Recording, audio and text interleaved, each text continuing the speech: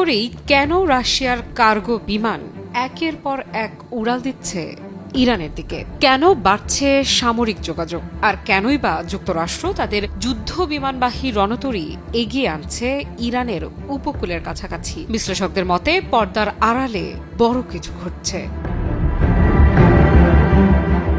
সম্প্রতি যুক্তরাজ্য ভিত্তিক সংবাদ মাধ্যম ইরান ইন্টারন্যাশনালের প্রতিবেদনে দাবি করা হয়েছে রাশিয়ার সঙ্গে বড় ধরনের সামরিক চুক্তি করেছে ইরান। প্রায় 500 মিলিয়ন ইউরোর এই চুক্তির আওতায় ইরান পেতে যাচ্ছে 500টি ভার্বা পোর্টেবল লঞ্চ ইউনিট এবং 2500 9M336 ক্ষেপণাস্ত্র। রাশিয়ার দাবি, ভার্বা হচ্ছে তাদের সবচেয়ে আধুনিক ম্যান প্যাডস, যা ড্রোন, ক্রুজ মিসাইল, এমনকি যুদ্ধ বিমান ভূপাতিত করতে সক্ষম।